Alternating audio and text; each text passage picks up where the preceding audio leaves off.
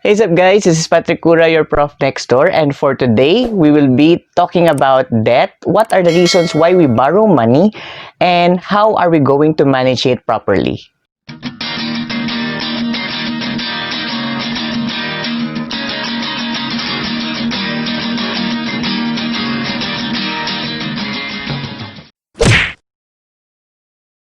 Yun nga guys, pag-uusapan natin today about debt or utang. Ano bang ibig sabihin ng utang? It means using other people's money at our advantage because currently we do not have the sufficient fund to satisfy our wants or needs. So we are using other people's money in order for us to accomplish what we need to accomplish now. But then again, when we borrow money, it is not for free. So we pay what we call interest in order for us to satisfy our creditors or lenders as to the money that they give us today. Yun ang ibig sabihin ng utang. Now, bakit tayo nangungutang?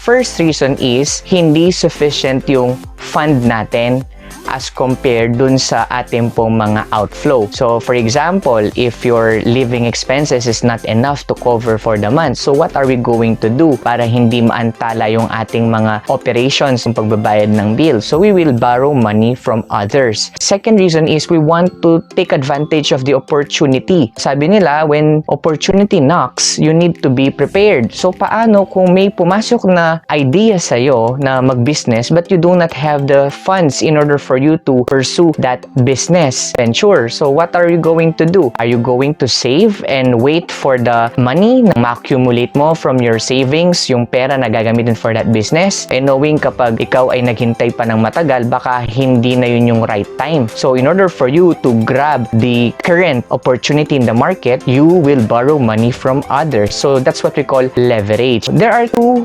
sources of money or debt that we can have. We have the formal and the informal. When we say formal, it is going to the bank asking for loan. For example, personal loan for your consumption, auto loan, business loan, and housing loans. Second is we have the informal. So when we say informal, it is going to your friends, going to your relatives. My friend.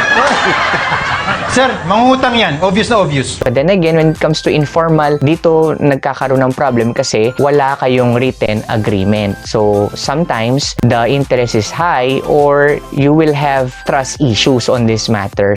Ibahin ninyo ako, Aling Romana. Isa akong taong maprinsipyo.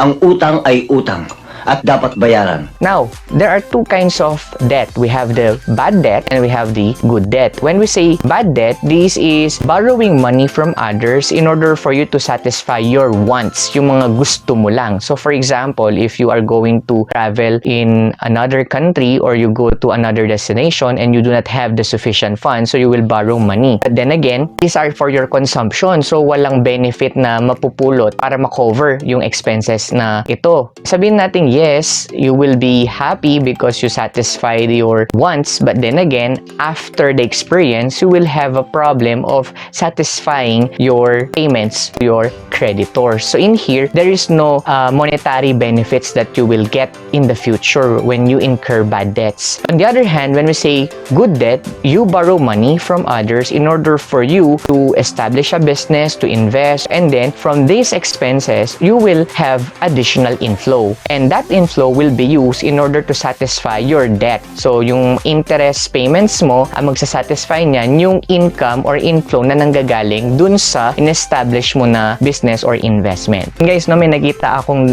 memes sa Facebook na bidon. Ilan ka magbabayad ng utang? Tapos sumagot siya, walang bayad-bayad yung kaibigan ko yun. Nang isa sa mga misconceptions natin na kapag kaibigan natin or family member yung pinagkautangan natin, hindi tayo magbayad, okay lang. But then again, ang nagiging problema doon, hindi ka na makakaulit na makautang kasi wala kang isang salita when it comes to pangutang. Sabi nga nila, imbis na mangutang ka, humingi ka na lang kung you do not intend to pay it in the future. It's better for you to just ask. Humingi ka na lang ng pera kaysa sa mangutang para hindi na lang nagkakaroon ng samaan ng loob. Another meme na nakita ko sa Facebook is nakalagay doon, porket hindi ka sinisingil, hindi ka na magbabayad. Huwag ganun guys. Porket hindi sila naniningil sa'yo, walang demand, hindi ka na magbabayad on the due date. So remember, you need to be disciplined. Dapat kung ano na pag-usapan ninyo, even if it's verbally, you need to abide. Kasi asahan mo hindi ka na makakaulit din kung ganun yung mangyayari na hindi ka tumutupad sa usapan. Paano masabi? Those are the things that we need to change as Filipinos, lalo na kapag informal yung pangungutang natin. A few inches later.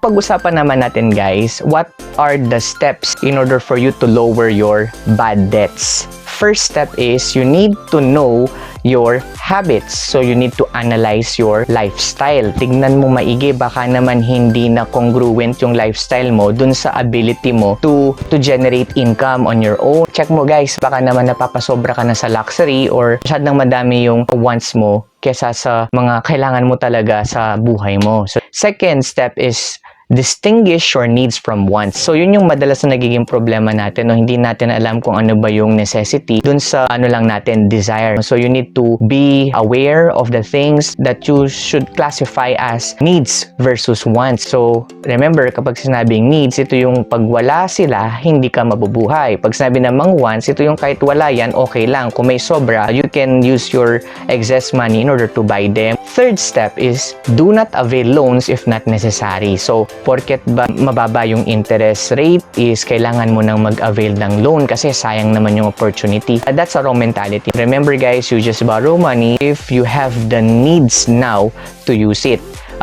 For example, if you want to establish a business, if you need to renovate something, if you need to have additional things for your family, payment of your tuition fee, then you can borrow money. Lalo na kapag mababa yung interest, that's a good thing. However, if it is used dahil lang mababa yung interest rate, para sa akin wag mong i-avail kasi again, that's interest and interest is a kind of expense to you. Sayang kung hindi mo naman talaga gagamitin yan sa importanteng bagay. Fourth step is be responsible in using credit card. Wow, my own credit card! Credit card are useful to all people, but then again, you should be disciplined on how to use it. Yung iba dyan, more than one yung kanilang hawak na credit card. When you avail credit cards, you pay for the annual fee ng mga yan. Waivable naman, but then again, there are annual fee involved. And at the same time, you will be tempted to use them kahit na hindi naman importante or kaya mo naman mag-pay in cash. The rule here is as much as possible, if you have cash on hand, you pay for your expenses using cash instead of credit card. But then again, if you can manage it properly, you can use it naman. So, nasa tao din yan. So, be responsible in using your credit cards.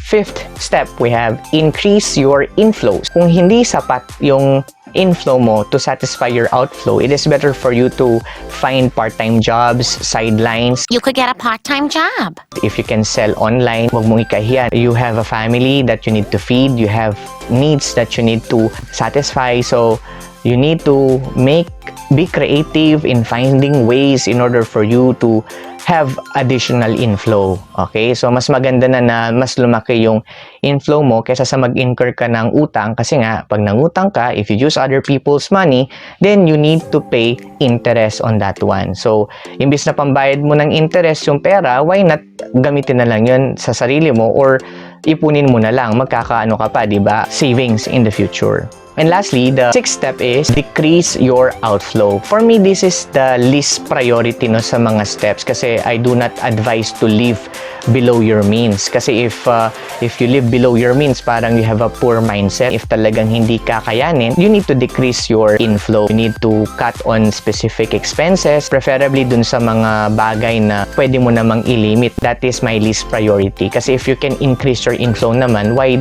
you need to sacrifice for yourself? These are the steps in order for you to lower your bad debts. I hope you learned something from our video. If you have any questions, you can type your comment below and I'll try my best to answer your queries so that I can help you in your personal financial literacy journey. So, sa mga hindi pa po nagsasubscribe dyan, don't forget to subscribe on my YouTube channel and click the bell notification button. Good day, guys!